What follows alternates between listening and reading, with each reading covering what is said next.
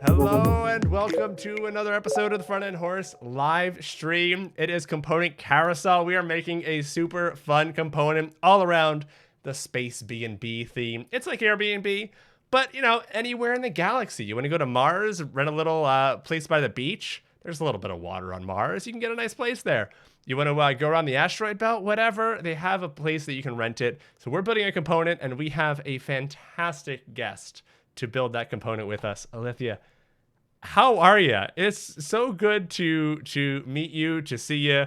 I've known you for over a year now, but we've never gotten to do this. This is a great excuse just to do this in general. So how are you doing? Good. I'm actually really happy to be here today. Like you were saying, it's incredible that we met online about a year ago, and we've visited each other in our streams. Like Yes. you've been in ours, I've been in yours, but we've never been like face to face online. So it's really nice to actually see you and talk to you online, not only like Yes. via chat. So I'm happy to be here. I'm thrilled to have you on. I'm giving a quick shout out to Curiously Minded. So you stream with your partner. I'm Yes. blanking on her name. Eliza. Oh, Eliza. So you and Eliza, pretty much every Saturday, but you're on a bit of a break right now. Make a shader together, and it's so super cool. Please, everyone in chat, go stream. Oh, Eliza, I'm so sorry about the name. Stage Oh, fright, she's right? here. So Yeah. glad you're here. You are both fantastic. It's just a fun stream. For me, it's Saturday mornings that I wake up and I get to come see you, and it's delightful. And you just do a fantastic job there. You've had some great people on. You've had Bruno Simone. You've had Akella. I forget his Yuri. Yuri. Okay, so like some fantastic Yuri. artists on there with you, but just by yourselves, Even you're. Leah, by the way, and she's here today. I just saw her as Oh, well. Leah, Hello, yes, Leah. yes. She was just Leah on Rosema. recently. Fantastic Yeah, people on. Thank you for these follows, Ryan Labarn, she's Orange Tronic. wonderful doing shaders as well. Yeah, you do a fantastic show over there. I absolutely love it. And yeah, and Leah is going to be on Component Carousel, I think, next month. So some wonderful people. Oh my Oh, gosh, thank you for that sub, Richard. Fantastic. Oh my God. Everyone's already excited to see you. I'm just going to back off and let you take over. No, but just to kind of follow up on what you were saying, we met a while ago mhm. because I saw your code pens. I loved them, and like I want to write about them. And me being the naive little child that I am, going into your code pen saying, "Hey, I would love to write about these. How hard could shaders be?" And I bit off a lot. I bit off way more than I could chew just in like a quick little article. But you were incredibly patient. Chat. I want to stress to you how patient she was. She walked me through from like step one, like every little error I had in that article, just like corrected me in the kindest way. Went back and forth, gave me so much information. I can't thank you enough for how much help you gave to me when I'm like, I want to learn this thing, and then I go, oh no, I don't know what I'm doing. Yeah. So Ryan says the learning curve is basically a vertical wall with shaders. It definitely can feel that way, and that's part of the reason why like we had Liam on, and I'm having you on. I feel like once we get over that wall, it's so worth it. It's so cool the things that you make and that you make on Curiously Minded. I'm so excited to get into it today. But I want to drop your CodePen in real quick. It's Yeah, thank codepen.io/Lithia. you. Thank you for all your words. And by the way, a big shout out. I don't know if he's here yet, but Adam Kuhn, because Adam introduced us. So thanks to Yeah, Adam, we met. that's a So very good point. Yeah, uh, I yeah, honestly forgot about that. I think your DMs no, were I closed, never and that's forget. always like my toughest thing is like, shoot, I want to ask that person if I can Yeah. talk about their work, but their DMs are closed, and Adam was kind enough to be the Mm. bridge facilitating that. So Yeah, yeah, so thanks to Adam, who's yeah, very talented as well, yes, doing a lot of and stuff. Ah, yeah, and my code pen. real quick to anyone who has taken or plans to take Bruno Simone's course, um, you are kind of featured in there, right? Yes, I am a little Yeah. bit. Do you want to explain how? Especially when you work with yeah, when Bruno was building the chapters, he contacted me and he really liked my website, like a lot of people have told me. Now it's been online for a year and a half, and I suppose that and I don't see it either as often that people work with typo or experiment with typo in 3.js Yeah. too much as opposed to other stuff. So when I released this like in the end of 2019, it was like I didn't expect people liking it, and so when Bruno was doing his course, he told me he wanted to feature it and actually use it as an exercise in one of the chapters so that people can reveal kind of the intro in my website Yeah. as they learn how to work with typo, because he said that he liked, and I guess that's why people like it, because if you are learning even like to do 3.js, this is one of the first exercises that I built, the first demos that I did for myself to kind of understand what the geometries were Got it. and how the 3D worked in 3ds, The but I cameras didn't and just wanted to have geometries, but I wanted to have something else, and then yeah, that's why I'm featured there so that people can go and build their little demo with typo and geometry. So yeah. It's it's so a lot cool. of It's fun. it's I just love. such a compliment for someone to be like, "Hey, your site's so cool. Can I make it like a tutorial in my big course?" So, yeah, Yeah, if you yeah, recognize exactly. this, it's because it's now kind of been taken up as a tutorial in that wonderful course. So, really Yeah, I cool. was really honored because Bruno's stuff is really sick, right? So the Yeah. stuff he's doing is amazing. So Yeah. when he's streaming nowadays and his Twitch, I go sometimes and watch, and it's crazy how fast he is and Mhm. all the stuff that he can do with WebGL. So Yeah. go check out his course, by the way, as well. Another Yep. shout out to Yeah. him.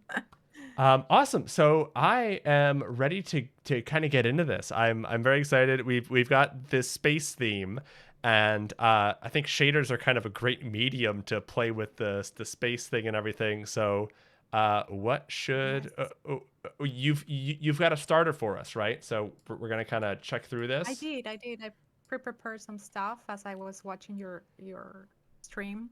That you have some boilerplate so that we have time to have something of what I pre-prepared. Um, Awesome. oh, by the way, hello to Mario. Mario is here. Hola, Oh, Mario. Mario. Qué Very cool. gusto verte por acá. Yeah, sorry for the Spanish. Hello to all the All good. Spanish people out there. Yeah, and we got lots of people from the Front End Horse Discord in here. Thank you for being here, everybody. Steph, good to see you again. Haven't seen you in a while. I know you've been busy, so just lots of people. Alvaro, fantastic. What a chat. Álvaro You bring Montero, some hola. fantastic people in here. I Cool. love it. I love it. So That's what I like about your stream, by the way, because I get to meet a lot of these CodePen people from the community. it's a That great is so community. lovely. Very friendly I people. think so. I think Cool. so. So where should we start for like kind of looking over this boilerplate starter? Should we look in the JavaScript, the CSS?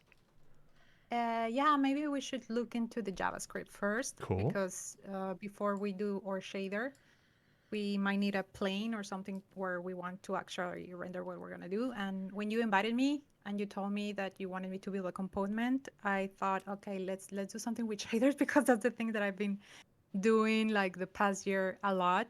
Yeah.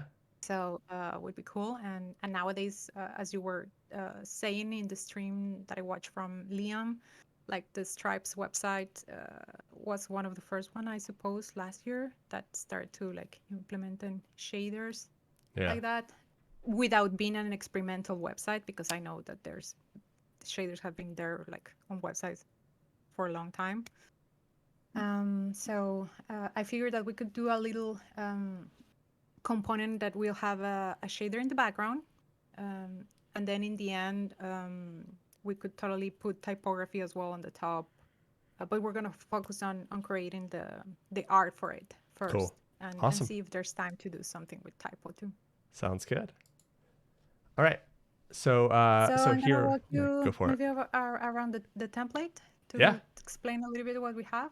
Yeah, sounds great. So so far, my template, by the way, I figured if maybe today a lot of people that saw that I'm doing shaders that are interested in learning as well, I'm basing this template like the one from the book of shaders. So maybe I can put the link in your Is here it in your thebookofshaders.com or chat. bookofshaders.com? I always forget which it is. One is It's not there. So the there we book go. of shaders, by the Oh, way, and you because dropped if it. you Cool. go to book of shaders, it's another. Yeah, I dropped it Yeah, in it's there. it's one of those It's buy another this website. domain for $50,000 kind of sites. Exactly. Yeah. Fun. It's so annoying. Yeah. Cool. So it's based on that.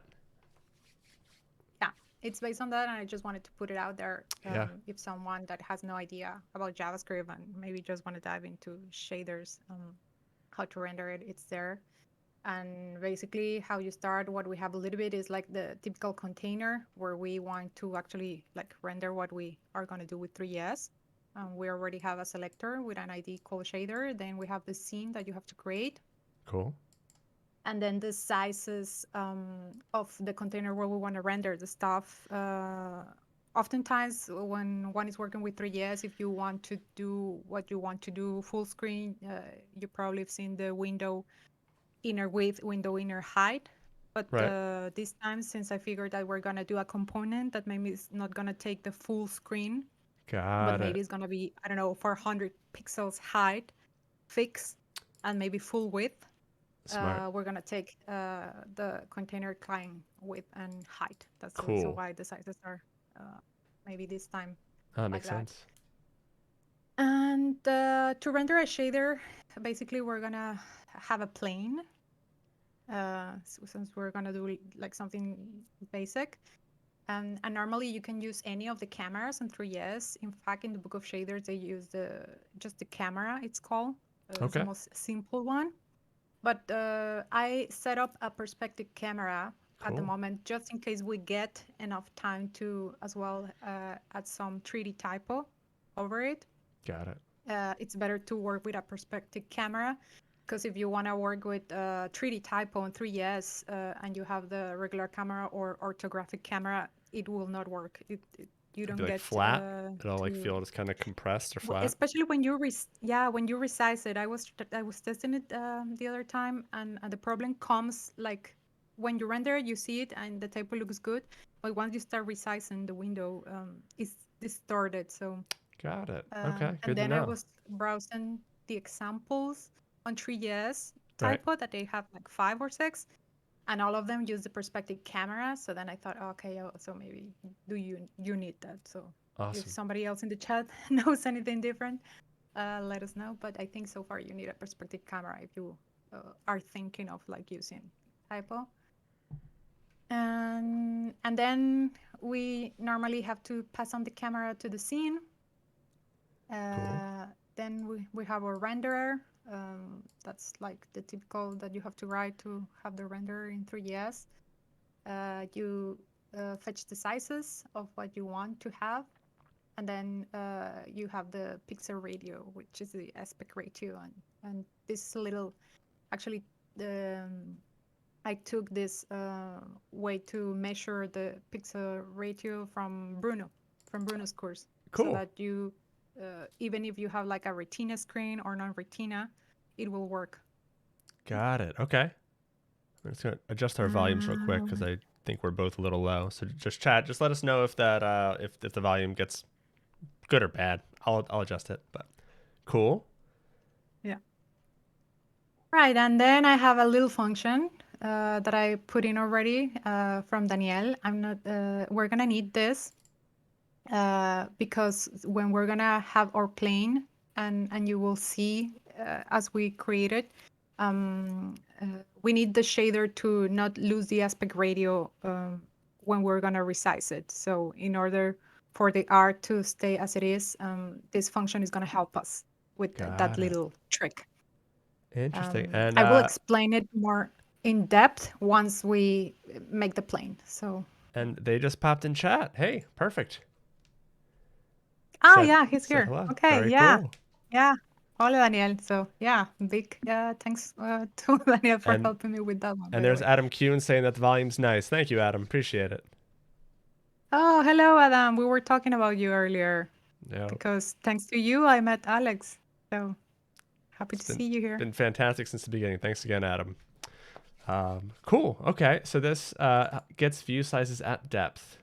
Is that just something that like just kind of boiler like I don't fully understand, but it's I will explain it to you once we create once the we have something plane. to look at, that sounds good. Yeah, exactly, because Cool. it's I think it's a little bit harder to dig deep. So, Yeah, but that makes so we can sense. skip that Sounds good. for now, and I will explain to you once we have the plane so that we can actually understand it. And then we have the typical window resize, Yep. where that's just for us so that when we are on a tab and we want to resize that whatever we're going to create on Three.js, that it's always not losing the aspect ratio. Awesome. So it Mm. just basically updates these values that we start out with. Yeah, for example, Cool. the camera, the renderer, Got and it. we have to kind of like what is it called? Redeclare the sizes even when we have them up there of the container. We have to redeclare them once again when you Got it. resize them before you like put them in the camera aspect and in the renderer itself. Okay. Cool. And then lastly is we have a clock from Three.js for the time. This is gonna serve us for the animation that we're gonna have in the shaders or whatever other stuff we might end up creating in Three.js. So as you see, with the elapsed time from the clock, we get the time that has passing with the frames per second that we're running with Three.js. So, for example, sometimes some people you might see in demos that they create the animation with a random number, like maybe like I don't know 0.5 would be Okay. like the time that they want to give in. But I prefer to use the clock because when I use a value, you might see that depending on the device that you are, the animation runs differently because it doesn't behave or it doesn't go together with the frames per second of the engine. Mm. Got it. So is that So gonna be it's from better to use the clock. computer to computer, or from like between phones and computers? Is that kind of the difference, or? It happened to me with the phone. Okay. Like when I started last year to do shaders, actually, I think in the book of shaders, Patricio doesn't use the clock. He used like a number, like a 0.5, for example, to update the uniform value on the tick. And then, for example, I could see certain movement on my screen, and then when I would check on my phone, it was so slow. And then I was like, oh my God, why isn't the phone slower than when I'm and actually, Daniel, who's here, he explained to me that last year.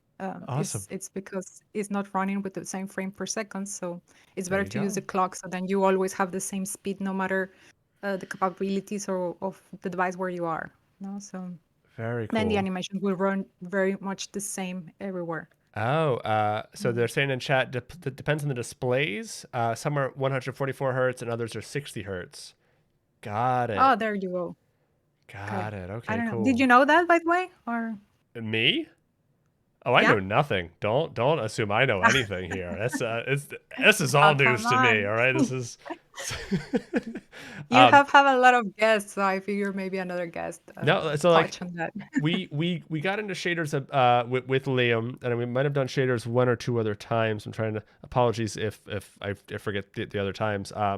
But I don't think we've ever gotten into hertz on this show. So this is the first mention of hertz uh in general. So yeah, this Ah, is okay. super cool. Okay. Awesome. Yeah. Lots of info in chat. Thank you, chat. This chat's Uh, fantastic. Cool. And then the uniforms, that's gonna be going into the shader. Is that right? Like that's gonna exactly. be a That's why we value. have them there. Cool. Hmm. Where did we declare those? I missed those. Or That's where we're gonna probably continue because that was the last part that we had in the JavaScript at the moment. got it. That's it. So maybe you can scroll up a Cool. little bit above and maybe right below where we had that function from Daniel that I haven't explained. Cool. This Maybe in there, yeah, maybe there you can inside start or outside and on 31. uh, yeah, on line Cool. 31, we can start creating a plane.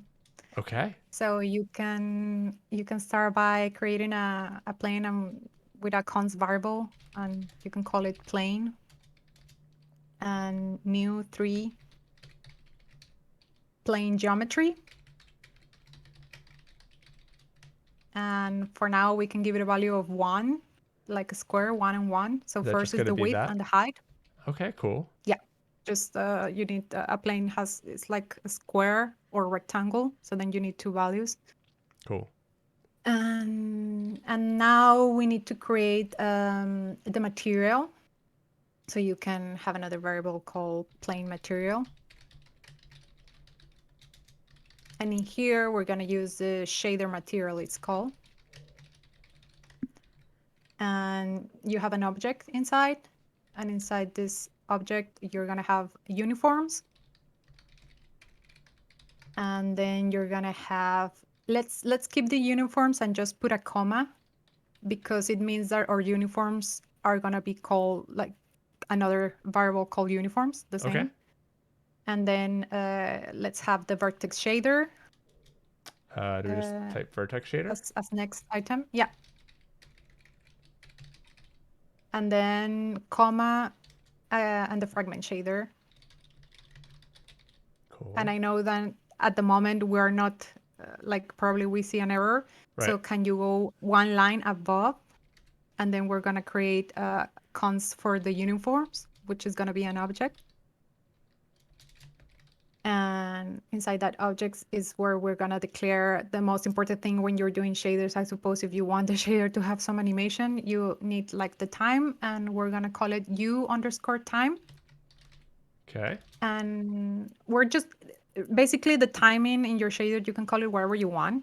You could call it clock as well, time, whatever. But I want to use this because this is like if you go and look at the book of shaders or other like shader resources, oftentimes it's called U-time. So then Okay. it's like easier to be familiarized that when you see it, you know that it means that with that you can do the animation to shader. So Got it. So like students of the Book of Shaders would be able to look in this and it's familiar. Cool. yeah. There's as well like another shader editor or Code Live, and the uniform is called U-time too. And for example, Patricio has as well like an editor called GLSL Viewer. Okay. And the uniform there is called U-time too. So it's just useful because the more you get into this shader world, you might see it in editors and places. That Awesome. is kind of like the way that they call this uniform. So makes sense. And then we're going to define it very closely to the book of shaders for the learners. So we are going to define the type. So you can the property is called type. So do I just do oh, sorry. So type? Pardon me, it's another object. Oh, cool. Yeah. And inside you have a type, and then it's going to be a float. So you put what is it called, the quotes and an F inside. Like that? Is it called quotes? Yes, exactly. Cool. Which means that it's a float value. And then a comma and another property there called value. Cool. And then it's 1.0, for example, which is the floating number that is going to be the default kind of for the timing. Got it. So we're going to start at that, and then it's going to count up from there? Yeah. Awesome. And that's it. Okay. Normally in here is where we could add more uniforms. Like if we wanted to have more stuff that we want to call in our shader from JavaScript. But at the moment, we're just going to start with that. We might need only like the time. Awesome. So below that, then we can now create the cons for the frag shader and the vertex shader. Yeah, go for it. Cool. And then I saw you doing this with Liam, so you know this one. I mean, yeah, I've done it with Liam, but also was very. First off, chat. I want to say, Christopher, it's fantastic to see you. Second, nice burn in that. Yes, I do have a limited vocabulary. Great to see you, Christopher. So I think it's this, but yeah, just because I've done it on stream does not mean that it's locked away and ready to be plucked. No, it's so the vertex shader is gonna be. Oh no! You have to document get element because we have it on the HTML. Oh yes, okay. That's the thing that for our Definitely didn't have it. Maybe you weren't too far, but for this example, we're gonna work on the shaders on the HTML. So we Right. prepare them, and we have to just fetch them like when you're searching a selector with Got it. So JavaScript. So document query document, selector and then grab yeah. vertex. Cool. Mm-hmm. No offense to Liam. Liam, you did a great job. I just, you know.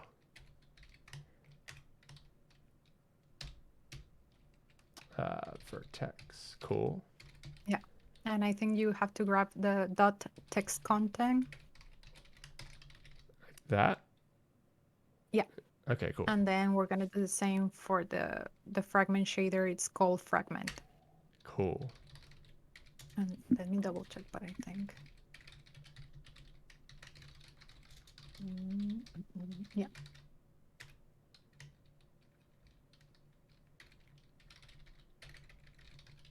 So we're getting so basically we're pulling in the text from there and we're going to use it, and then we're also pulling in that's vertex font. That's something different. We're getting fragment. Cool. So we're going to pull this text in and use that as our fragment shader, and then text content. Whoa, Ben, thank you so much for that gifted sub. That is super kind, even after you've taken offense on Liam's behalf. Really appreciate that. And it's to Alvaro. Perfect. Thank you so much, Ben. I really appreciate you. Awesome. Okay, so we got our vertex shader, which we're getting from our HTML, fragment shader, which we're also getting from there.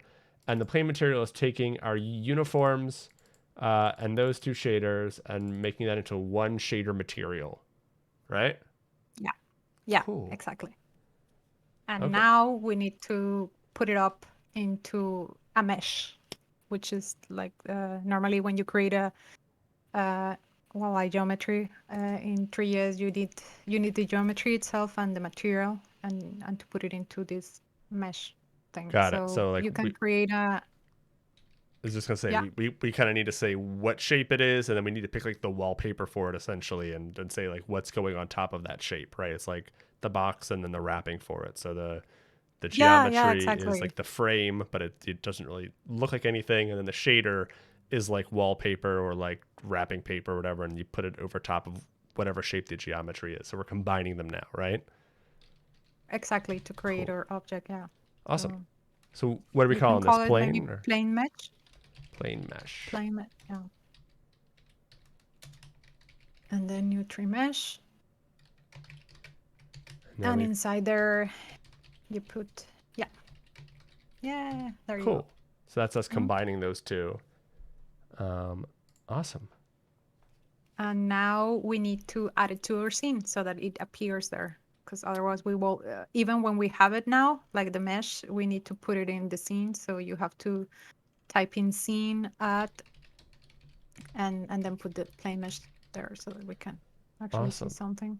And now is that going to come in at a specific position or something?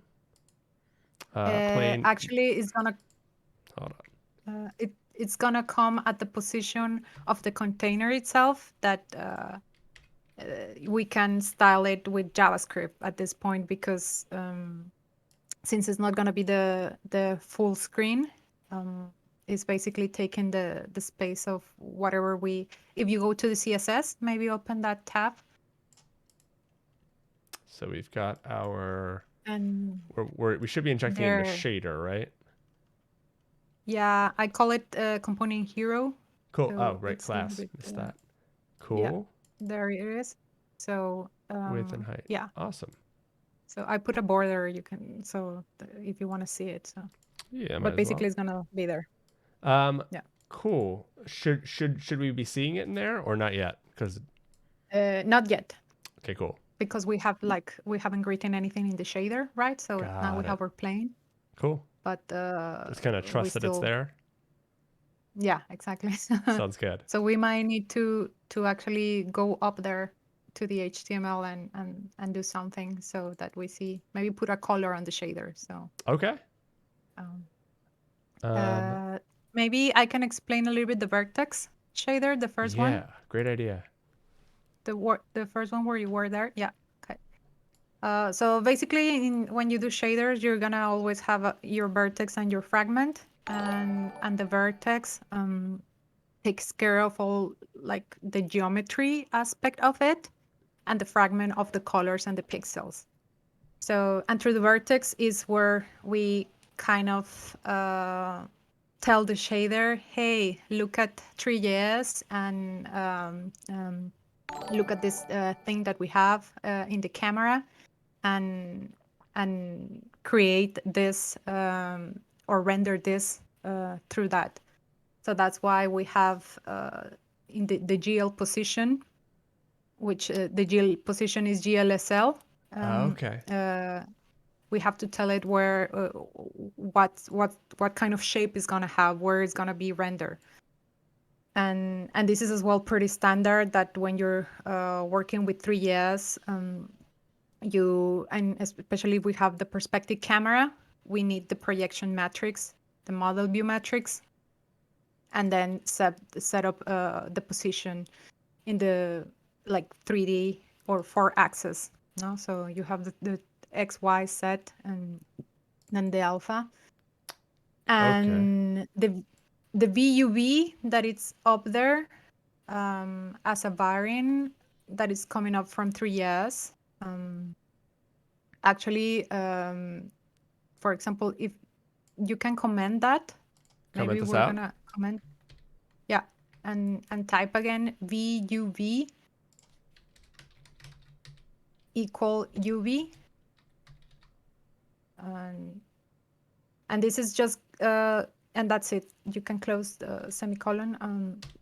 This is gonna serve us in the fragment shader to do our pixels, Okay. because we're gonna take the UV in the fragment from the vertex that we have here, Got it. and Um, now you can, do yeah. do I have to pass any of these things in specifically? Because like I saw that the uniforms we were passing that like deliberately, right? Like we stated that we wanted to create those uniforms. I forget where we did it.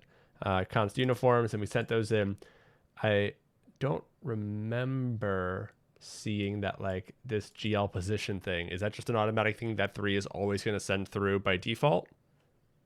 Yeah, because that's in the vertex. Maybe you don't remember because I don't think maybe you touched too much on the vertex shader in the other one. Even if we did, even if But it was the whole topic, it's been a long day already. I'm going to forget. So yeah, definitely. yeah, you always have the GL position. Okay, The GL position is always like you need it in the vertex. cool. It's just that sometimes you have it only with the vector 4. Sometimes you don't need the projection matrix nor the model view matrix if you're using the regular camera, for example. Okay, Then you might not need those. got it. But for now, Okay, we're going to need those. sounds good. And then the uniforms, you were right, we're going to use them, but not here. We're going to use those in the fragment shader Awesome. where we're going to work with the pixels and the colors. So if you scroll down to the fragment, Cool. um, And so this is like the actually over graphic there, itself. yeah, exactly. That's the graphic. That's where we're going to tweak the colors. So Cool. there we have this varying VUV again that is kind of calling again the VUV that we have from the vertex. And I put a define at the moment that we're gonna use later on, which is a full round p, I do 2 remember times this p from pi. Liam that tau is 2 pi basically. That Yeah, 2 times sunk in pi. for some Yeah. reason, yeah.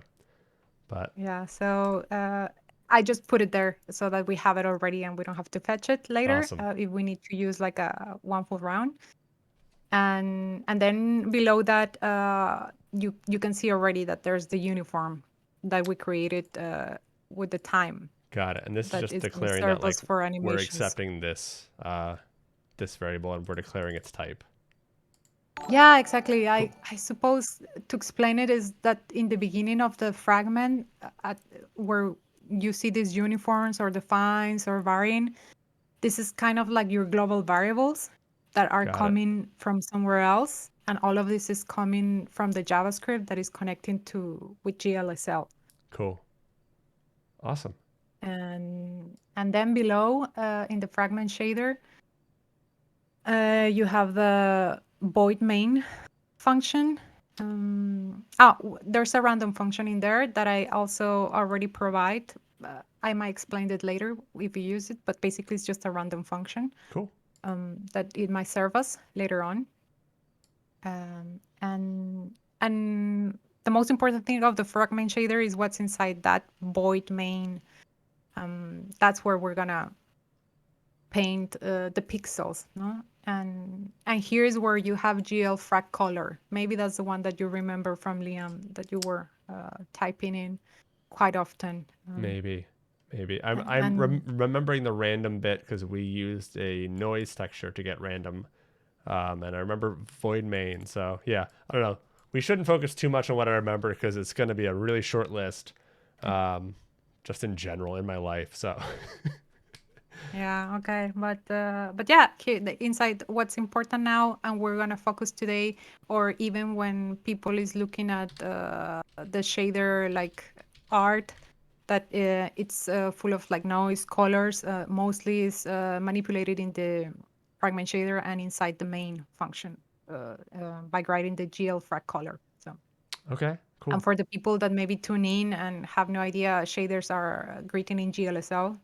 So what we're gonna write now when we are here is not JavaScript; it's GLSL.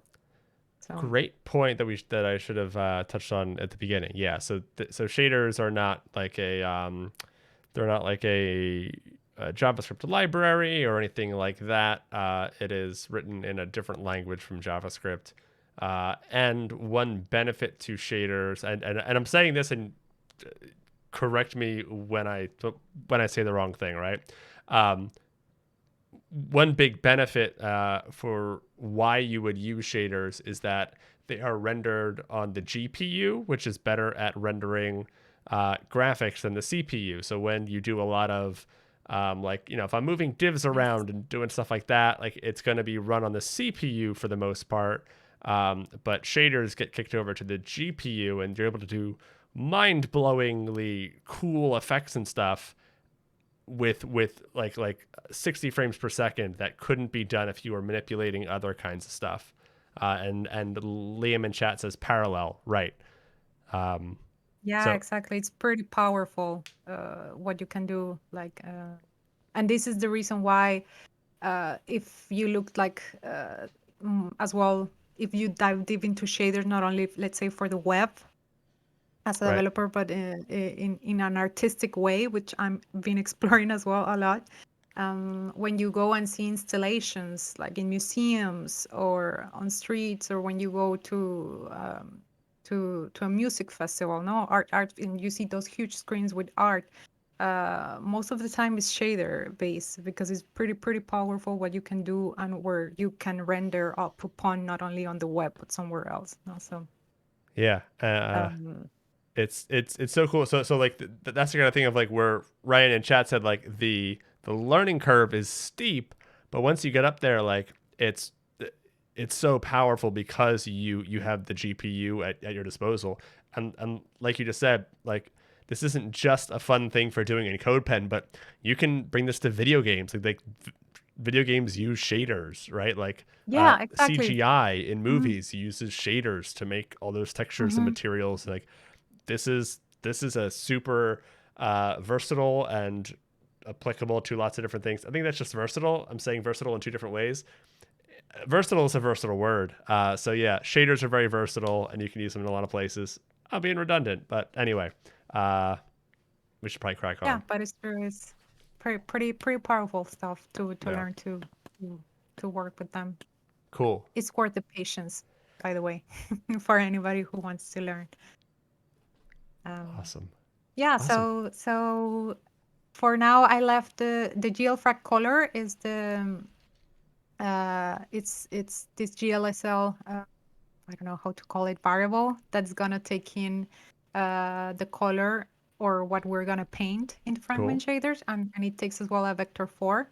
With 4 values, and I think somebody else had already mentioned this, and it's one of the easiest way for me to understand how the fragment work was to see it as a color with red, green,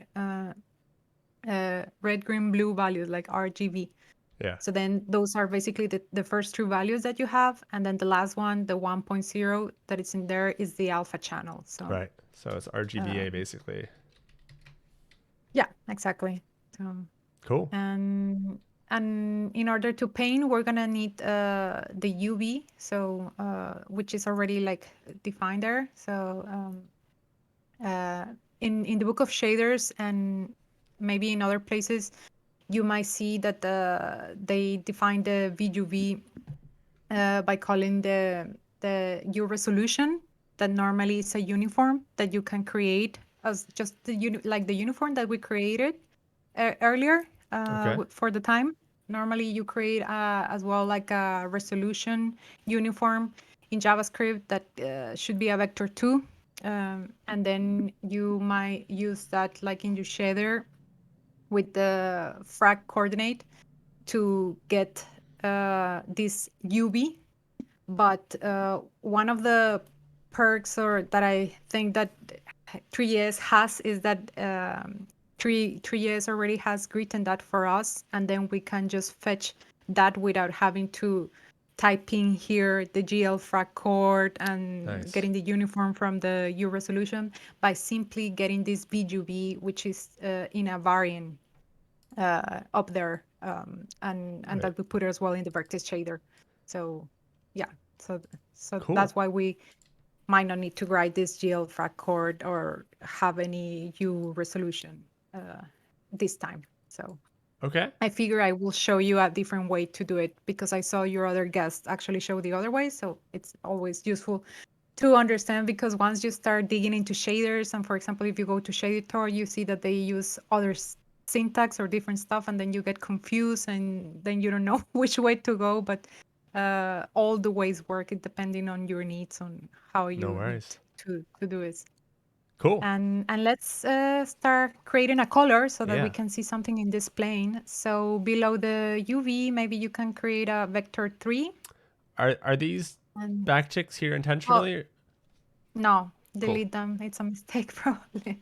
No So a problem. typo. So vec Yeah. 3 and then Let's call it color. So that's always going to be our color. And then, is it just yeah, you this? were right. Is No, that no, cool? yeah, exactly. And then we have to create again a vector 3, because with GLSL, you kind of like declare it as in the variable, and then you kind of have to declare again the vector Create it. 3. Okay. Yeah, and then now inside there, let's, for example, you can have, uh, maybe we can have 1.0, which is white, Right. and then 0.41, uh, Okay. and then yeah, and then 0.78. Actually, when I told you 1.0, I thought you were gonna leave it, and then 3 times 1, it's white, but now we created pink. Nice. And there it is. Right, there is so my favorite color. So Yeah. now we see our I paint, and I it's know super you've got a super small. few colors memorized, right? You've got a couple of your pinks and purples that are just locked in. I Yeah, remember you yeah. saying that. Yeah. Yeah, after Awesome. doing a lot of shows, you start memorizing, because just as I was saying, since it's RGB, you just have to like probably search, whatever color you want, the RGB spectrum, and then you type it in, and then as you see it. So Right. And it's not so right like away. but also like you have a very specific color palette that I associate with your work. Like I could see any kind of shader and be like, that's yours. Like you've done a great job of nailing your own style. But Thank you. yeah, Yeah, I wanted a limit as well for myself. Most of the times, it's nice to have a limit. Otherwise, that's smart. when you have to come up with something out of nowhere, it's pretty tough if you don't have some limitations Yeah. on So yourself. So here's your space B&B limitation, right? Like that's part of the yeah, idea behind component carousel is it gives you like this limitation you can play within it, but it's still that. So cool. Now what? Right. Now what are we doing? So now we're gonna go and fix that plane so that we can continue writing our shader. Cool. So you can go to the JavaScript because as you see, It's we tiny. see that, yeah, it's super tiny. And it's because if you go to the line 31 where we had the plane geometry. 1, 1. Oh, do we need to do You this see, as try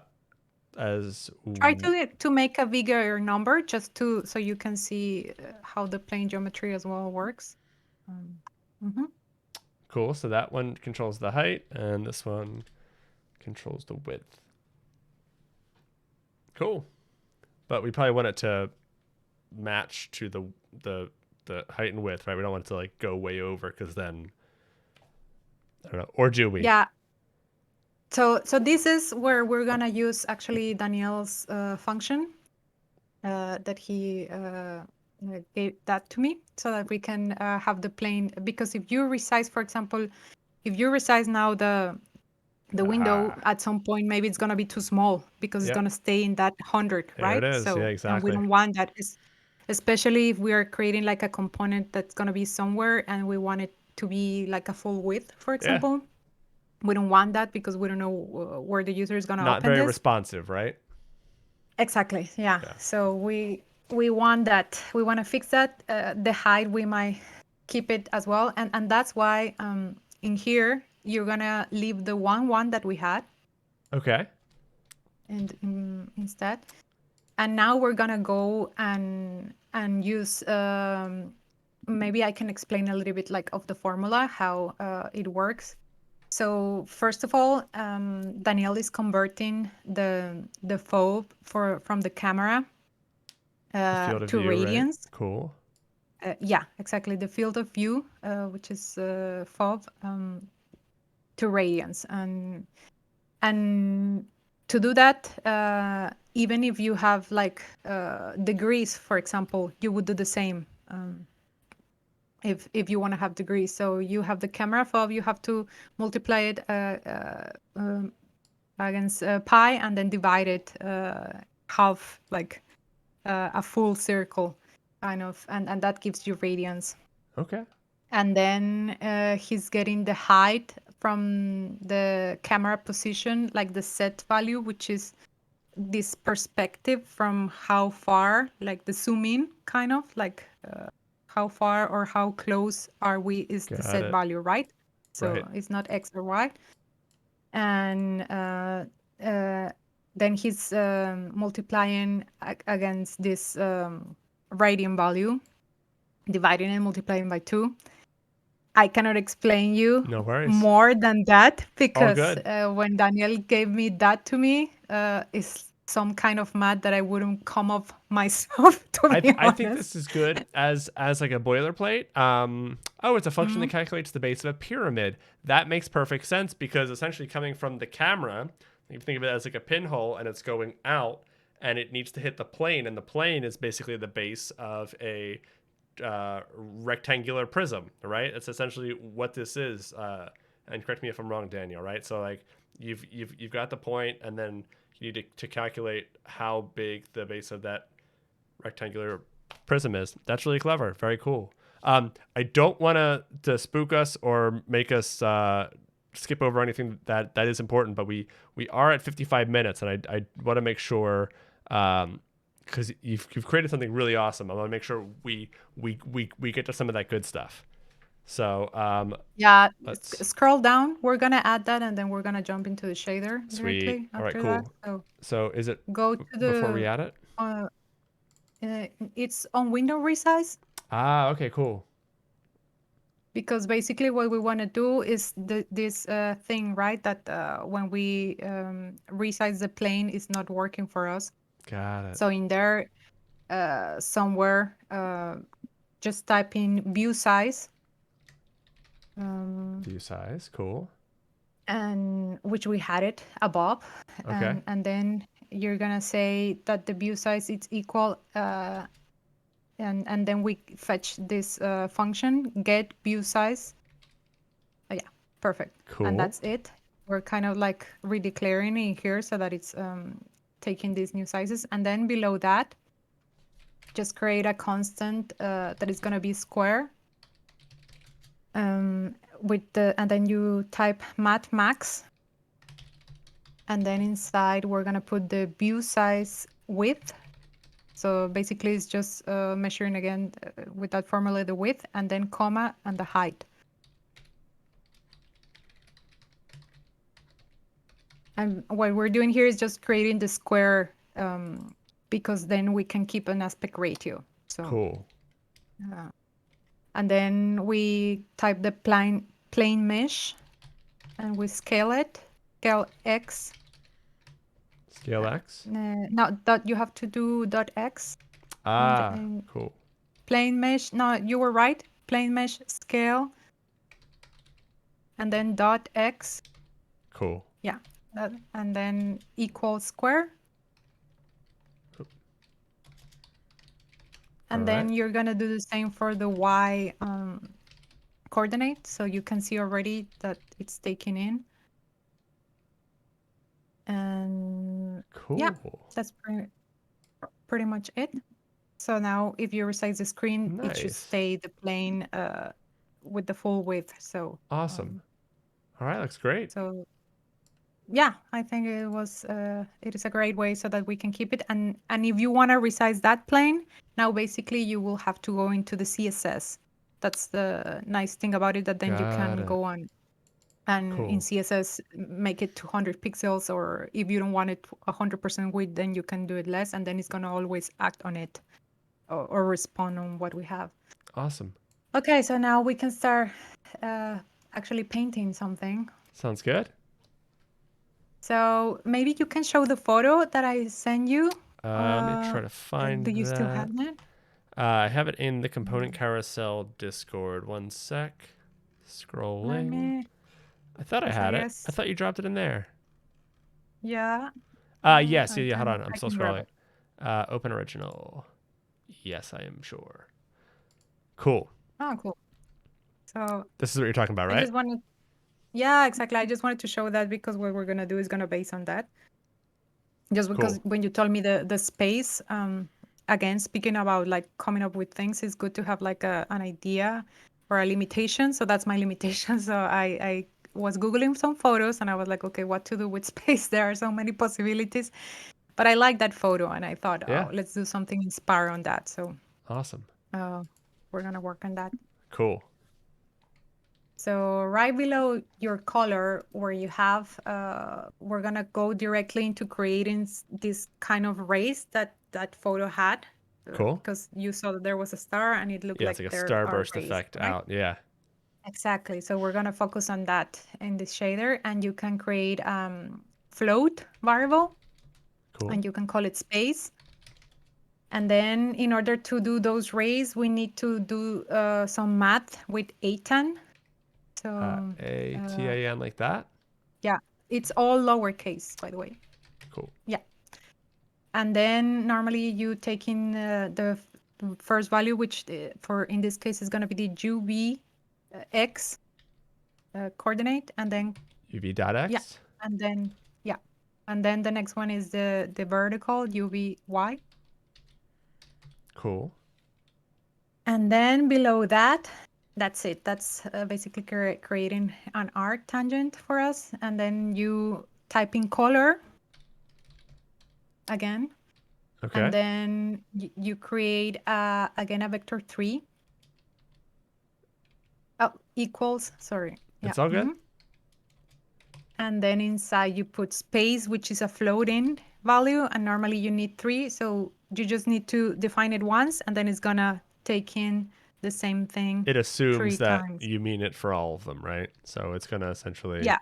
Cool. Exactly. Awesome. And now we see something. Yeah. And actually what we see here is that we see most of the white and a little bit of the black, but we don't see this tangent that we were supposed to draw that should be in the middle. So we're going to go quickly fix that. Okay. If you scroll back to the Vertex Shader. At the top, there you can uncomment what we commented before. Okay. Does this bring it out from the center or?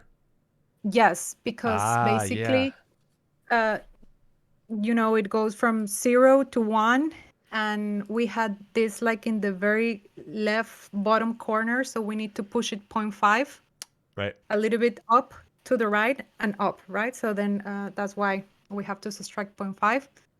And I'm Yeah. multiplying 2 times then that, just because I wanted to zoom out.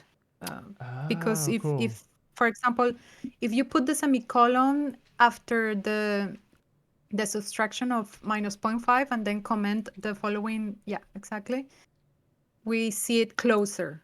Got it. Yeah, makes sense.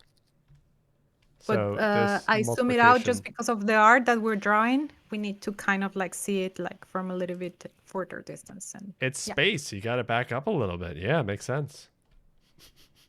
yeah. Cool. So now we have that. Now we want to create some rays. So above the color function, type in space again.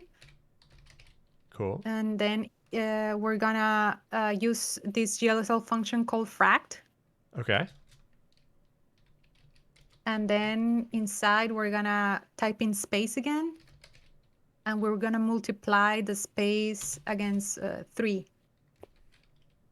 Floating number, by the way, I think. Liam even said, make sure you remember your floats. And first chance I got, I forgot them. So cool though. This is really cool. This reminds me of like messing with Photoshop. There's some kind of a filter. People can tell me what it is. It's like polar coordinates or something. You can line up a bunch of stripes Mhm. and then run polar coordinates in Photoshop. And maybe that's what Photoshop's doing under the hood. I have no idea. But whenever I see that, I go, that's like that Photoshop filter. Anyway, really cool. We're already getting Yeah, that you kind you of you got it right. abstract. Yeah, definitely see it. Yeah, yeah, you can Literally polar closely. We're coordinates. getting I there. am a surprise genius. I had Yeah, no idea. yeah. I was gonna say that you got it. You got it. Cool. There you It go. is that. Okay, so we have that, and now I don't know if you see on your screen. Probably the people on the Twitch, maybe they cannot see it, but you can see that in the middle at the bottom, there's like this weird line. Yeah, it doesn't So the repeat gradient perfectly. You can see like exactly where it over doesn't. there. Yeah. So we need to normalize this, and in Okay. order to normalize our angle, um, just go below the float space. We're gonna type in another line. Uh, That's cool. so in between float space and space fract, yeah, perfect. And then you're gonna type in space again, and then you're gonna, instead of like equal, we're gonna divide equal. So Ah. divide equal, is Yeah. that, yeah, Yeah. exactly. And then tau, Ah. Nice. which basically we're saying that what we had before, the A10, we're dividing it in this like full round, so that as you see now, all the gradients, the 3 gradients, look really nice without this like Yeah. weird break, right? But Yeah. now we have less than we had before. Way less. Yeah. So in order to fix that, just go the line below where we had the 3, and then you're going to multiply that 7. No, leave the 3, and then after 3, Oh. multiply after that. No, leave the, or, yeah, exactly. That's what I was suggesting, like 3 times 7, I guess. Okay. 3, 7.0 for folks following along at home. You always want to use floats yeah, with shaders. Take it from me. yeah. I am quite well versed in not remembering that.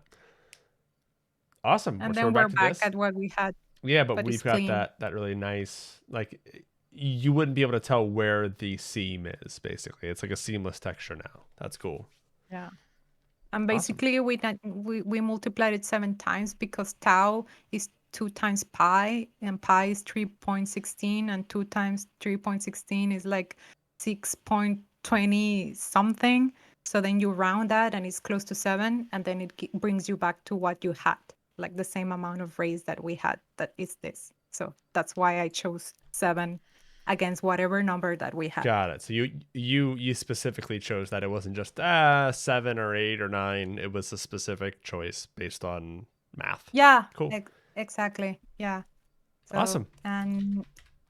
and then I figured that to make it just a little bit more interesting, it would be nice to have some curves from the bottom. So if you go to the line where we have the float space, Float space. so Cool. line 45, and then in there we're gonna add something here at the end after the 810, yeah, and that's gonna be the Uvx coordinate. Okay. And by adding that, we're gonna see some effect here Whoa. taking place. That's cool.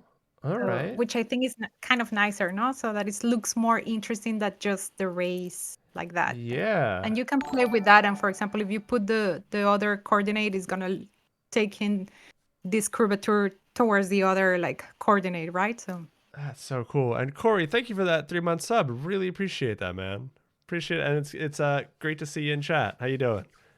Yeah, that's really cool. Awesome. So, yeah, loving it. type Let's keep rolling. UVY, See what happens. just Is so it you gonna see. Yeah. curve the other way? It's gonna curve to the right. No, it's gonna curve to the left. That's neat. Yeah, exactly. Love it. Yeah. So it's pretty useful.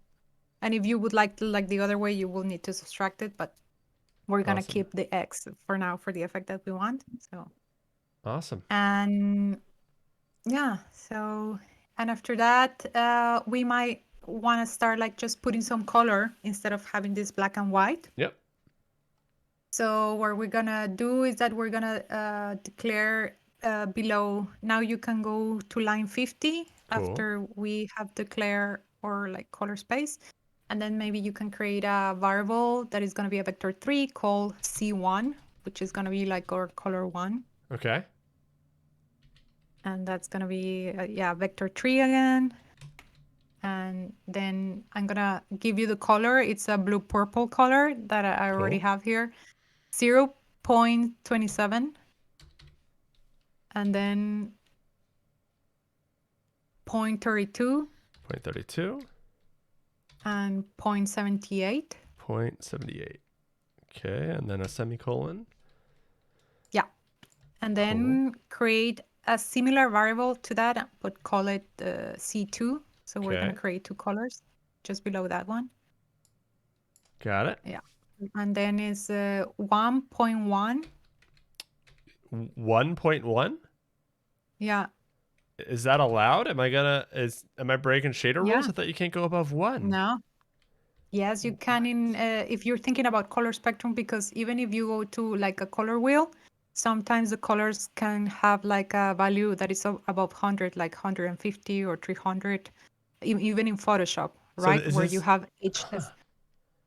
Is this what people mean when they say they're given 110%? I didn't think that was a real thing. You can. Well, I discovered that. Wow. I think Wow. you Wild. can. Okay. I know that normally you don't go above 0 and 1 if you have normalizing things, but when I'm coloring and I'm declaring colors like this, I take the colors as they are, even if they're above like 100. All right, we're gonna make a super red then. All right, cool. Let's do it. What's the next number? 1.1 again. 1.1. Okay. And the last one is 0.3.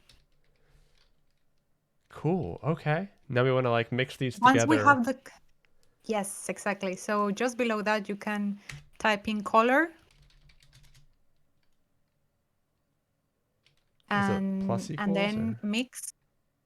No, color then exactly what you said, mix. Okay. Yeah, you got it right. And then first we're going to have the C1 and then the C2. Okay. And then type in the variable color itself as interpolation. As interpolation, what do you mean by that? Oh, it just because worked.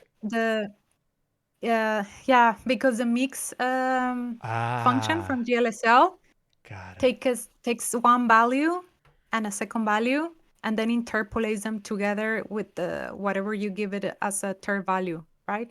And Got if it. I have something that I want to color, like we had it black and white first, and let's say I just want one color to take in what was white and one color that take what was black, I put them as the first values. And then the third value, I put the creation that we had that was already inside color, right? That was space. Right. So then it's colored automatically. So Got it. So anything that was black in color is now yellow. Is that right? Is this going to be the yeah, you white and the can black comment that whole line. If you comment that whole line, for comment color? that whole line, and then Oh yeah, yeah, you'll exactly that. see. Yeah. Then you'll see So what you had yeah, before. like this part is black, and because it's kind of going like it's using um the gradient as kind of how much you're showing or okay, so I've done this in Blender a bunch where I'll have a gradient map between two things, and it's essentially that sort of thing, or even in Photoshop it's that gradient map thing. That's awesome. Wait, are you coding your jumper? Cassie just came in, and yeah, I think you are. Oh, You've hello. got the same colors on. That's perfect. And hey, Cassie, good to see you. Tom's here. Fantastic people here. And James Waffy, good to see you. This is so cool. All right, let's keep going. This is just getting fun. Or it's getting even more fun. Yeah, cool. I'm happy that you're liking it. So Yeah. so then we're gonna create now a new variable to create a kind of a glow that comes from the left lower side that I Okay. saw in the picture. And in order to do that, we're gonna create a circle. So you can start by creating a float circle variable because the circle normally takes in a float. Okay. And then I saw that Liam show you how to do circle with the length variable, which is mostly what people uses when they want to do circles. But I'm gonna show you a different way to use to do a circle with You've GLSL. you've done your Because homework, and this is awesome. I love that you're coming in with different stuff. That's so cool. yeah, well, I just watched that episode and then I thought it would be fun maybe to try something so that they learn the other ways as well. Yeah, that's so So it's not cool. the same learnings. So instead of using the length of the UV to create the circle, you can use this other GLSL function called distance. So type in distance, it's literally a distance. And then inside there, we normally have a UV. So you can just type in the UV, uh, and then a comma. We have two values. Okay. And then the second value is a vector 2. Like that. And for now, inside you can put just a 0.0. Oops. I hold on. Nope. 0.0. Okay.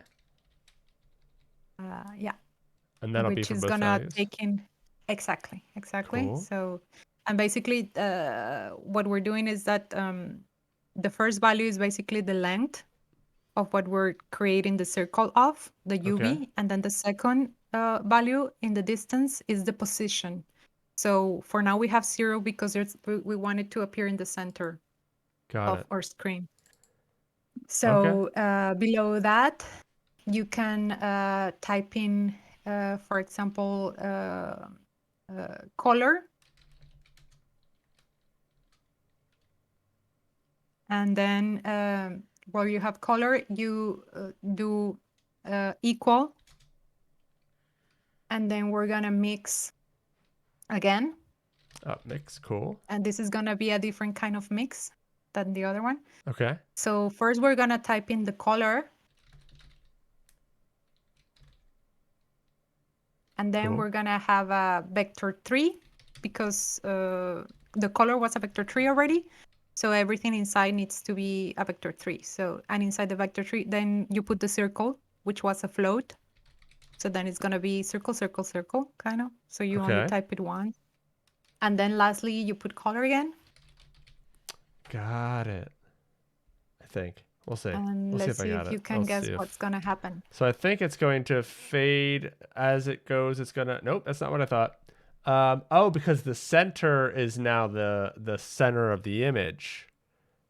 Exactly. Got it. Yeah. I was thinking of the center This as being the bottom left, where it usually is, right? It's usually the bottom left. Yeah, but we moved it. Remember Right. in the Vertex I Shader, did we forget went to about do that. this hack so that everything is always center, so that we Yes. don't have to move each element. So if you put 0, 0, it's really literally the center. Right. Yeah. But And yeah, then so that's a way to circle. do the circle. Got it. And so this basically, because once again, this is all running in parallel, and each of these pixels needs to run this function by itself. It's basically this distance thing is telling each pixel, hey, this is how far you are from this, and like here's your specific value when it comes to how far you are from the center based on the length of the entire artboard. Essentially, is that Hmm. kind of what it's Yeah, doing? it bases the. Hmm. Exactly. Awesome. And then so that makes it fade. It's fading which part? It's fading the darker parts out of the ends, or It's fading the. I think it. What at you the see is center. actually white, like it's black, and then it's fading this black circle. It's getting white Got it. on the I'm gonna edges. uncomment that line real quick and then see. Got it. So it's much more vibrant, and now it's kind of making the center darker and the outside a little bit lighter. Got it. Cool. Yeah, exactly, because we have this, right? So Yeah. Wild.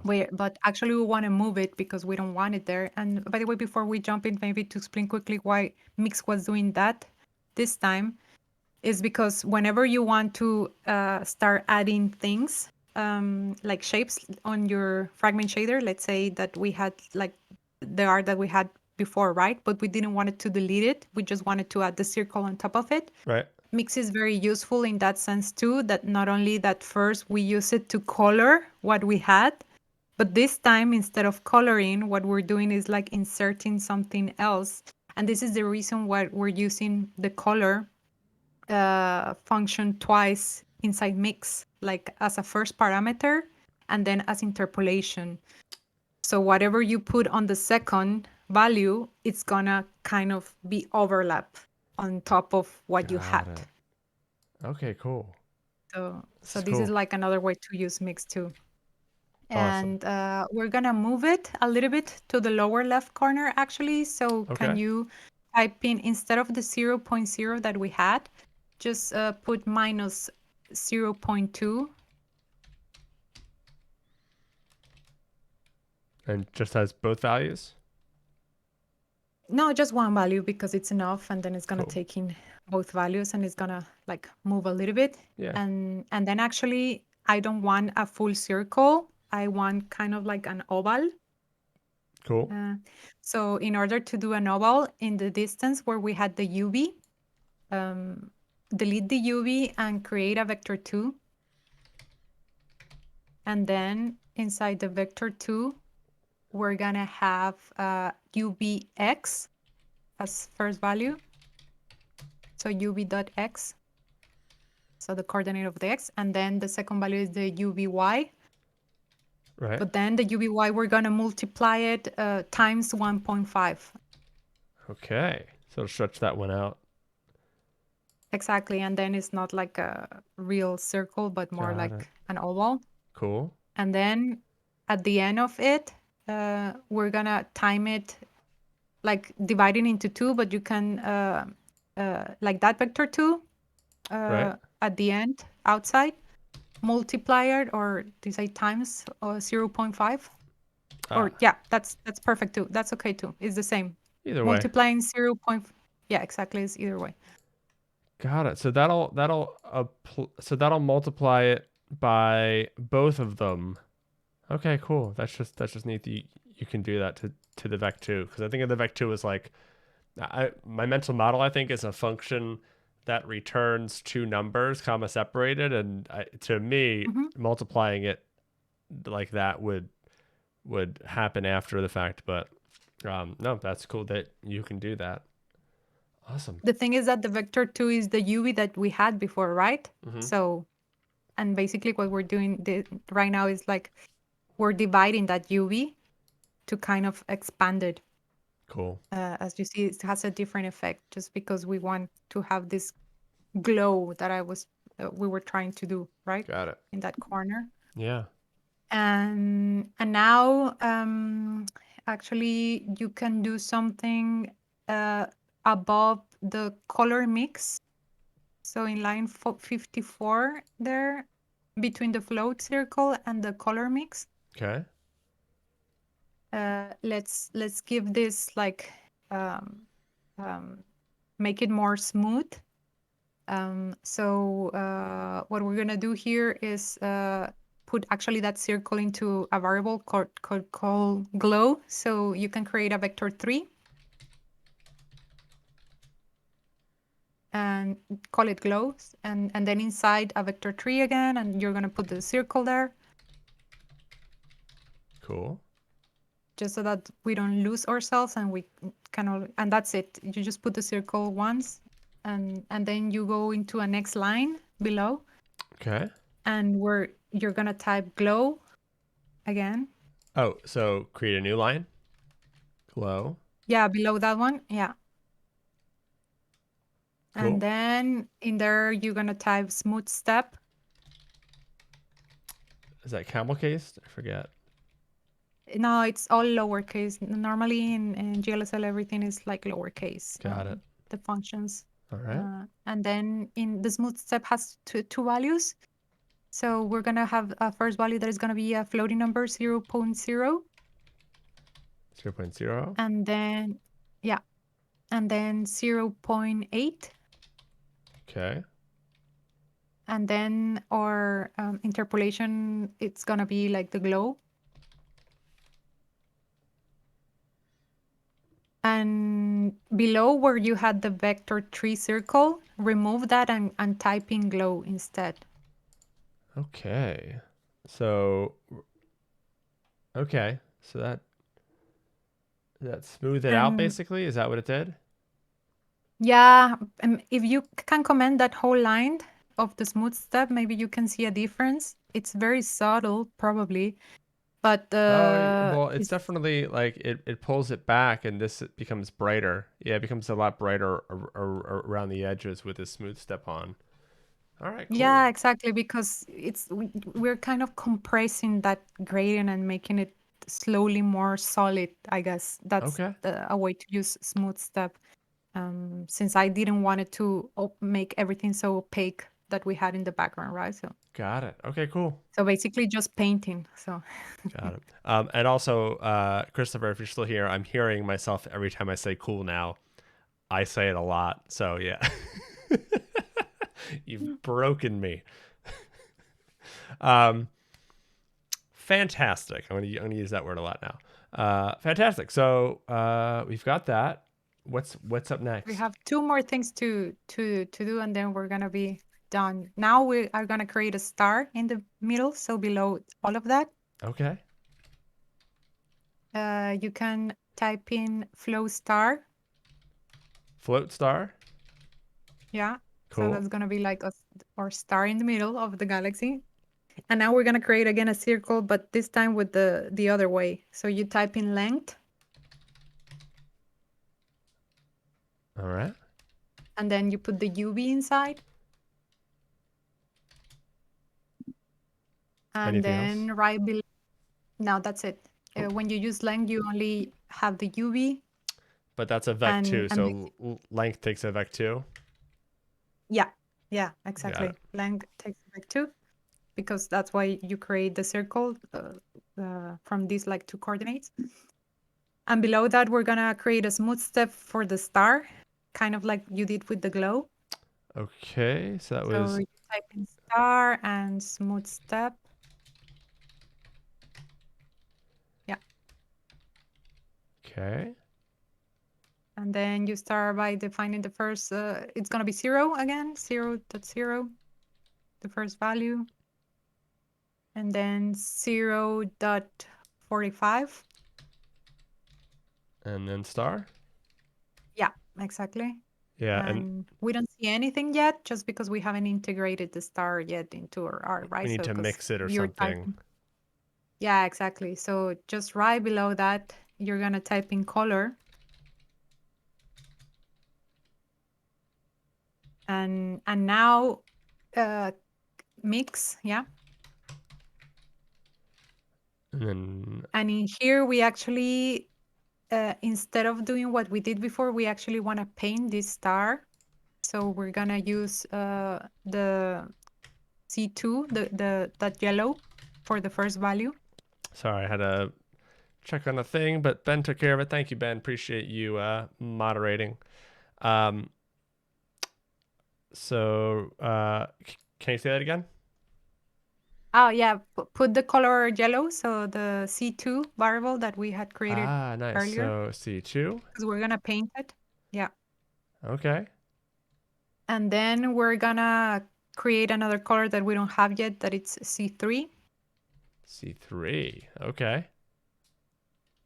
And then you're going to put the star at the end. Got it. And let us create quickly below the color 2. You can, or yeah, a color 3. You have to go above to line 52 or something. Got it. So we're yeah, so gonna, it's or we can do the colors up here, right? Wait, no. yeah, Here, that right too. here. There you go. Pick Yeah. 3. Also, Adam said that he's getting strong Beetlejuice vibes from this one, and he loves it. Yeah, I definitely like not cool. this second because we broke it, but yeah, absolutely, I definitely see that. I'm not surprised that it came out that way. Well, so far, I mean, it's definitely not the end. So, Vec 3. So what do we got here? Just 1.0 because it's gonna be white. Nice. And now we're gonna see probably only the star. Or something is. Oh, wait, you put C2. It has to be C3. Thank you. Otherwise, you're redeclaring. So Oh, GLSL is very unforgiving. Everything from there. Oh, wow. Neat. All right, Okay, cool. now we have the sun, but we lost everything. And we lost it because we are painting on top of what we had. So there's another trick in here that I can show you. So where we have the color equal mix, let's have it as color times equal instead. Waffy, that was fantastic. He just threw up emojis of an egg omelet or not omelet, like a fried egg, and yeah, I definitely see it. Definitely see the egg white and the egg yellow. Yeah, that's true. Yeah, it's really good. Could be, yeah. Sorry, you were saying? In the color, instead of like color equals mix, grade color times. No. Oh. It's nothing new. You have to delete that in your line 61. Okay. You have to go in line 61, make times equal instead of times equal. Oh. And then it's going to add it on top of what we had. That's the other trick that I wanted to show. Is it doing it? I think it is, right? It's coming from the set. Yeah. It's not very blue at all. And then you put that in there and it's, yeah, very cool. You had some good shading. Like, yeah, definitely seeing the effects that these different things are having on it. Very neat. The void has consumed the egg. Bananas, then egg. Someone is hungry. An Behold, egg it's egg. Space. If yes, it's me that's hungry. I only see food. Oh man, awesome. And yeah, the responsiveness is really cool too. That's cool. All right, love it. Yeah, because that's the other thing when you're working with GLSL. Whenever you wanna like put things on top of each other, you can as well do times equal, and then you will layer up. Void egg, perfect. Oh, you're gonna put a game? No, he was just. There's a thing in Stardew Valley called a void egg, and I think it's just perfect because Ben said the void has consumed the egg. Okay. Cool. So we are at an hour 30, which is usually stopping time, but I don't want to like cut us off. Okay. Is there anything that we can like start to kind of like bring in? Because I know we're not like we've got a good amount to go before. I was gonna do the particles last. Yeah. Okay. That's the last part of the shader. So awesome. To do like the stardust, and then do you want to do that we now? can stop there. Yeah, Well, we yeah, can. I can stay to finish the Stardust. Like, I don't think we will come up to the part to put typo and everything that I wanted as well to because that's gonna yeah. be too long. But Well, we can do the Stardust. what we can do, we got, I mean, options are infinite, but what we can do is we can hop to a more finished version and you can talk through some of the interesting parts if you would like, or we can continue to build kind of like from scratch. Do you get what I'm saying? We're like, we could go to the finished one and you can talk to us like, all right, so here's how you add the typography. This is how you pull it in. This is how you make it this cool way. Do you want to do that? So that like Yeah, if at if you want to, yeah. yeah, Mhm. I think that'd be cool because the finish. I mean, like this is awesome. The finished version is super I cool. vote for dictate and remind the I lines of character by character to Alex. Adam is saying that you should type in. that sounds good to me. uh, I don't Space know. return space Yeah, carriage I return. can bring up the other stuff. Awesome. Yeah. So I think you might have sent it to me in stream Let me, chat. if you want. Do you want to send it again, or should I click the 3D typo shader shader Mm, final hero? yeah, that one. That's the one. Awesome. Exactly. So cool. You got this like neat. There we So, are. yeah. So I'm trying to figure out how you're doing the color, like, because it looks like it's the same shader, but it's not at the same time. Like the colors are different, Hmm. right? Like, so And you see the sun in there. yeah. I It's like that we were doing the it's funny star because I sun. saw this first and then we built that out, and I couldn't remember how this was like how it was connected, but now I see the rays and I see the swoop up, and Mhm. I'm seeing the sun, and I see like the dark gradient thing over here.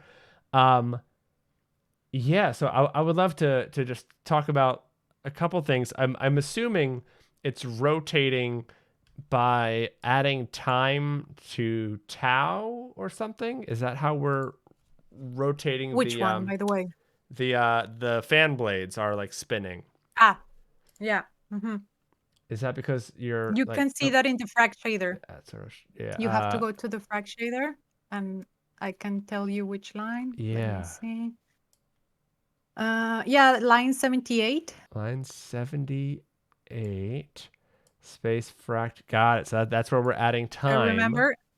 Yeah, exactly. Yeah, We let had the me frag where come. we were multiplying like against 3 and then against 7. Yes, yes. And then if you add time to that, then you can see. And actually, if you want to make it faster, do you see that I'm multiplying time You're slowing it against down. 0.1?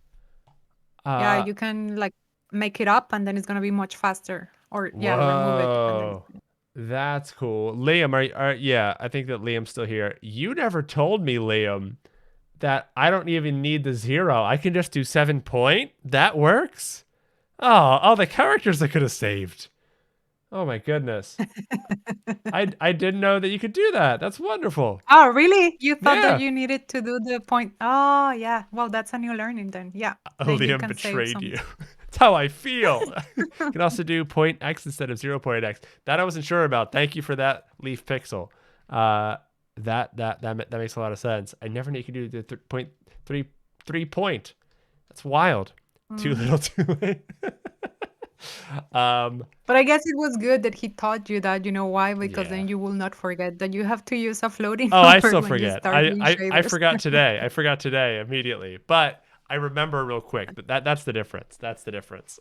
Steve was very helpful with that last time too. Good to see you, Steve.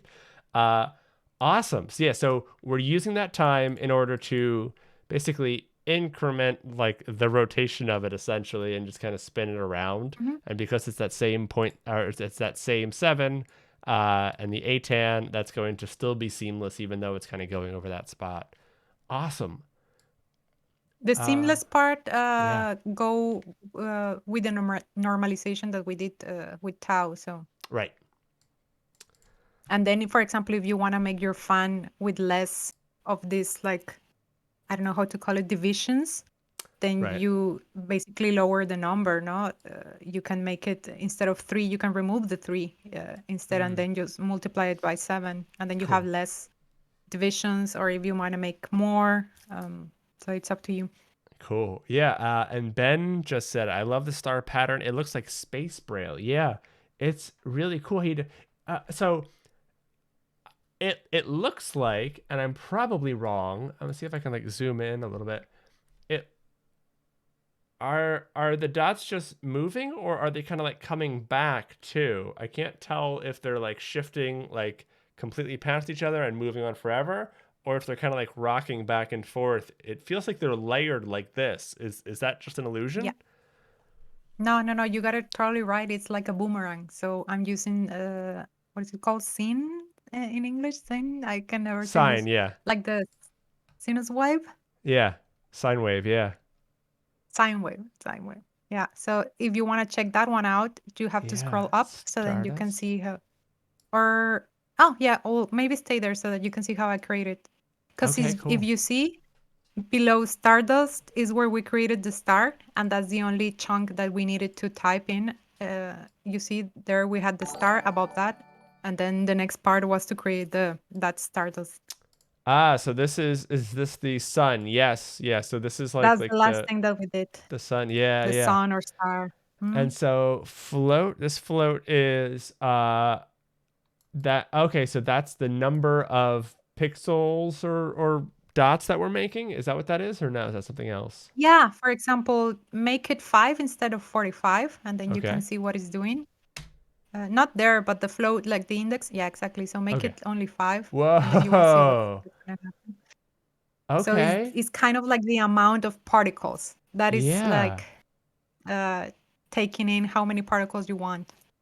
That's really fun. Now this I And in recognize from a lot of your polka dot pens, because like you've definitely Mhm. used dots and things in a lot of your pens before, um, like maybe in the abstract sketches or something. Yeah, like there, I've definitely seen you use those. That's a very that one, versatile technique. yeah, That's really cool. That's the other one. no. Uh, that's so cool. And so then float dust. So you is circle shape a that's not your Making function. the shape of the particle. Yeah, it's Got it. my function. Oh, that's I yours. wrote that one. Yeah, Got it. because basically when I created the particles, I was thinking, okay, I want my particles to be circles, right? So then I will make, like we were using the line function to Got it. create circles. But for example, if you would like your particles to be squares, you could have created a square with a shader, and then your particles would be little squares, no? But in this case, I was writing the circle. And remember when I told you that I was using the distance function? First, you declare Yes. the UV, so how big you want the circle to be, and then you have the position. So that's why I'm using this random function to randomly position the particles. That's line Ah, 100. What is it? 119? 19? Yeah, Yeah. yeah. That's why I'm using this rand. That function is not for me. That one I grabbed it Right. uh, from somebody That was else, the one and above. it's yeah, Yeah. exactly, and it's randomized. And if you scroll above, you can see yeah, I can go back up. So okay, so this is circle shape. That's a function that you made. Um, yeah. and got it. And so the distance bit that actually does like because we're using a perspective camera, is that what's happening, or the distance is kind of fake? No. Okay. It's just a GLSL function that you Got it. use when you want to create a circle. Oh, You right, could right, use right. length, You did show us like that. we I'm were sorry. using, Yeah. or you can use distance. And Got that's it. why I'm using distance, because I want to make a circle with GLSL. That And makes if you okay. see, like the first value was the UV, and the second value was the position. Right. And in the position, you see that I use clamp there, Oh, up here? because Yeah, okay. no, where you were on Circle shape? line like 45. Yeah. Yeah. So I'm basically clamping the position in two parameters in there. And that's where I added this movement that you were seeing that is Yeah. moving like because, for example, you can comment the line 47 and Okay. then Like this whole uncomment the thing. one there on the top. Yeah, comment. No, just the line 47. Okay. Not everything. And But then then get rid of uncomment the this. one above, Oh, okay. like the 46. Oh. So instead of using sin, you use tan Huh. on time, and it has a different effect. Do you see? Yeah, because is that because it's like a hard reset rather than signs like smooth wave? Is Yeah, because tan gonna like, sine goes back and forth, right? Like a yeah, boomerang. Because it's a wave, so it goes back and forth, back whatever you yeah, animate with sine, like even like in other languages, it just go back and forth. But with tan, you don't have this curvature, but this line that goes more infinite. So that's why it's more like a hard stop going up and down without got this it. like mood wave. Yeah, But it's I gonna figured go back this, to 0 and reset essentially, right? Where sign's gonna take you up to 1 and then down to -1 and then back up to 1, right? Is that kind of, or yeah, between yeah, 0 and I, 1, whichever way it's yeah, clamped or whatever? Got it. Really cool. yeah. So it has Um, that nice effect as well, yeah, which is more glitchy. and then I think we want to finish with the text. How are you doing the text? Is that mainly a Three.js thing? The text is, yeah, the text itself is definitely like I'm using the phone loader from Three.js, so Okay. you can see there Um, around line. Do you see the phone loader? uh, Um, type I'm line 48, cool. line 48, I think. So font There, loader. Okay. I'm using the phone loader, Get element by ID and vertex font. Oh, so we're actually pulling in. Um, that's why there was this interesting. other vertex. Yeah. Got it. Okay, so And this that's the is only yeah. trick that I did, that I had another vertex different than, because I didn't want the same shader to be on the typo, because otherwise you don't see the typo. Right, Like if right, you right. apply the very same shader, in the end you don't see your typo because it has the same shader rendering. So I needed to tweak it a little bit so that we can actually see it, but still have this optical illusion that you see it, but you don't see it like in there. Mm. Got it. That's it looks really neat the way it's like, it's a little bit tricky to read, but for like this like hero kind of effect, it's awesome. It's so cool. Yeah, that was the idea, to play with optical art. I really love the illusion Yeah. of optical art, like things that are there, but maybe not really. Like you don't see them maybe at first glance, but if you really stare at them, then you start noticing something. So that's why I wanted to have the same shader, but from a different perspective. Um, Yeah, and I love that the Stardust is like still inside. So cool. Can you do me a huge favor and make this a or yeah, I guess this would be the public pen, right? So that we can share it with the chat. Just love to I can make it public now, actually. So with or a version of this. If not, it can wait for after the thing. Um, okay.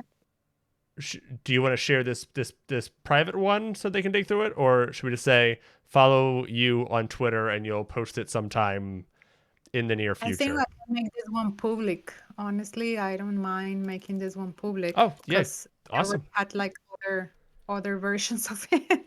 I was cool, forking this several times as I was playing with different effects. So I'm just gonna go ahead and make it public. So you can awesome. share it already, All and right, maybe we cool. can put here. Uh, Do you want to drop it in chat or should I?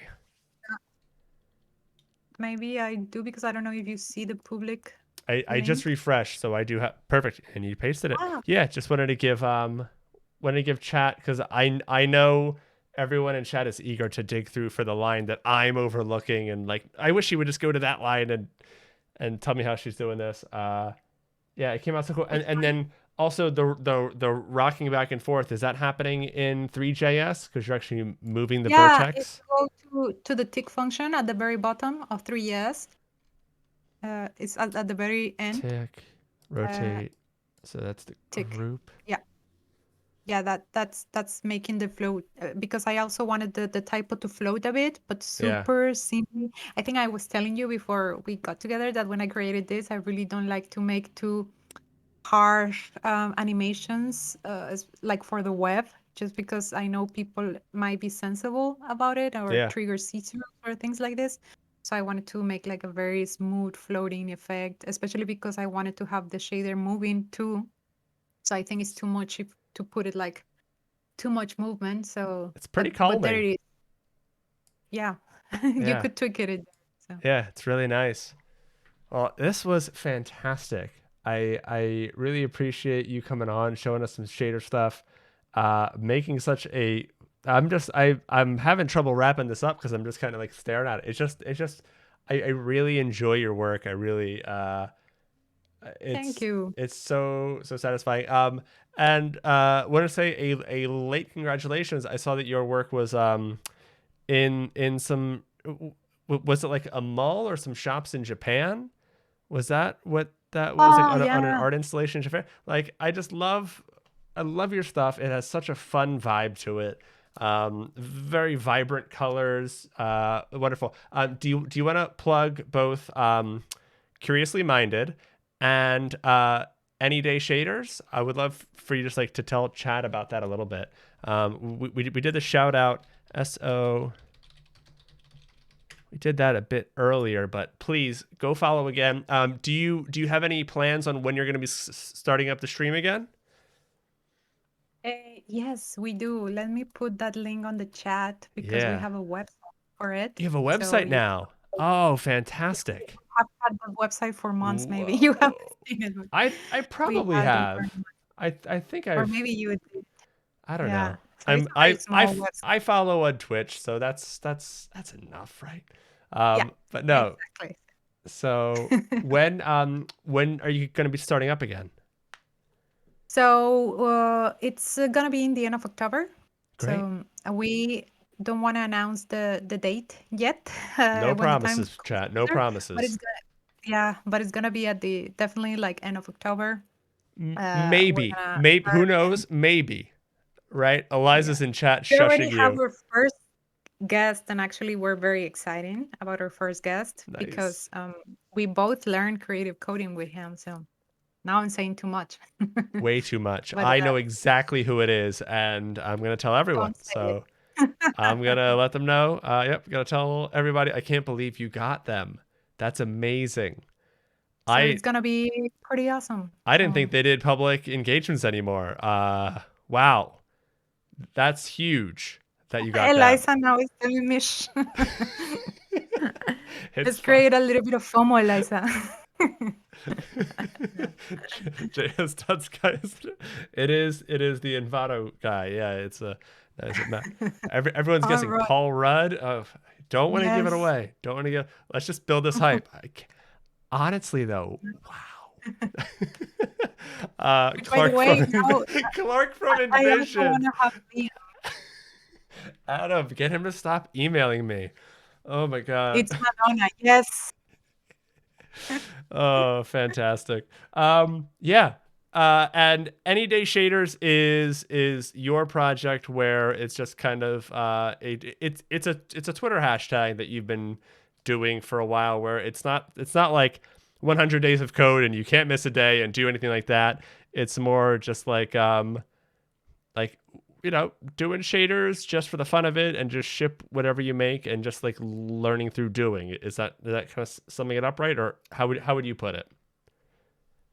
You are totally summing it right. So basically, I created that hashtag and I put a link in there now of Twitter because I also created a small booth for it beginning of the year. Cool. But basically, it's a challenge that I created for myself because I've like tried to do this 100 days of code challenge like 2 years ago, and I was terrible because it was I don't know, I felt too much pressure like creating 100 things of something. Yeah. So then I wanted to create a hashtag that didn't feel pressure to me about the amount of stuff that I would create, and also because I wasn't too good about doing dailies. Like many people that I totally respect that can go like years and years, like Beeple, this dude who has like 13 years doing like I don't know Yeah, how I they do it. mean, Like I always wonder, like what happens if you get sick, if yeah, somebody in your circle passes away, like important things, and these people don't miss dailies. Like I don't understand how they manage. yeah, But but I mean, anyway, so people, it's never gonna pay off for that guy. So I mean, it's not like that. He's never gonna make any money from his ridiculous art. of It's a course, waste of right? time. Yeah. Um, Exactly. Mario was in chat. I don't think they're Yeah, there earlier anymore. he left. Is He left. yeah, I think Mario had to go. Um, yeah, this is so cool. Awesome, awesome hashtag. Is This is there super as well? Beetlejuice vibes. Like this is just wonderful. Yeah. Varun gets in on it. That's fantastic. Yeah, so uh Some people is using it, and if you start using the hashtag, you will be retweeted in this little bot. So for me, it's fun to see as well the people that like participates in it with the hashtag, yeah, it's and great. it's nice. Some people that have been following it to see their grow, because that's why I also created the boot, because I wanted to see as well like how I improve, or the others that are also doing shaders, because I got some people excited last year when I started this, that they were like, "Oh yeah, like I'm gonna." Yeah, Leah is also Yeah. post any day shaders, by the way. Yeah, fantastic stuff. So for Um anybody that is watching and is wants to learn, or maybe you already know shaders and you want to get into shaders again because you stopped doing shaders for some reason, you can use the hashtag, and then yeah, I guess I just wanted to connect with people too. yeah, it's Uh, great. like this, This is so cool. Eliza, this is awesome.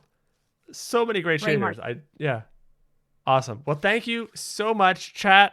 Please throw all the emojis for Ilithya. I just absolutely loved having you on. I'm so glad we finally got to connect face to face. It has been such a blast getting to learn from you, getting to talk shaders with you. Thank you for your seemingly infinite patience with me and my questions about shaders. It's just always so much fun. Yeah, and chat, thank you for being here. Y'all are fantastic. We have the absolutely delightful, like honestly, this was such a good week. We learned Astro, we learned shaders with Ilithya. Tomorrow we have George Francis on the show. If you're not familiar with George, I am actually. I don't know yeah, who that is. yeah, George is wonderful, and is going to come on and teach us a bit. So he's been coming on several times now to teach us generative art, and we're going to be working specifically with noise tomorrow. And I'm just thrilled because he's just a person where it's just fun to have him around, and I hope you're all there for that because George is absolutely one of my favorite people to not George again. Yeah, George just keeps coming. I don't know why, like most people, they come on Olithia and they're like, "Oh man, Mhm. that guy was a lot. I'm never doing that again." George just glutton for punishment. I don't know what it is. He just wants to keep coming back on the show. I keep inviting him, and he's like, "Yeah," and I'm like, "You meant yeah?" And he's like, "I meant yeah." I'm like, "All right, that works for me." But yeah, that dude needs a key. Yeah, absolutely. Honestly, he just needs to kind of Or be you got comfortable co-host. to your home now. Yeah. Because that's Yeah. that's exactly what I was telling you before. Like I was super nervous to come and do this with you today in here. Even when I do this like every 2 weeks with Eliza now for 7 months.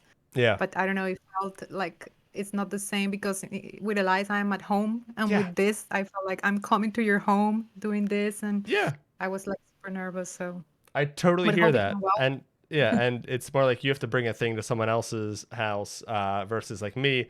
I this is very natural for me now, but when I go on like Ben's show, it's a lot of like prep work, a lot of like getting ready for it. I totally hear you. And chat, thank you so much for being so kind and welcoming. I feel like the chat and the community is the reason why this feels like a welcoming environment. So all of you there, you are Really like it. fantastic. Yeah, like they're just great people. So thank you to everyone who made this feel uh, Yeah. really cozy. At least for me, I hope it was the same for you. So Yeah, I really enjoy it. I just cool. hope that it was like that you were able to learn something. I still feel even now when I've been doing shaders for like a little bit more than a year, that is still like something that it's like hard to grasp, like even to explain. and to digest it. So I really hope like some people got something of it and be Yeah. inspired to make some art. My mental models and my understanding around just how shaders work, the drawing of the lines and circles and that stuff, it's strengthening with each stream for sure. So yeah, I appreciate it. Awesome. So we are going to find somebody to raid. Definitely follow if you're not following already, because George tomorrow is going to be fantastic. It'll be 12 p.m.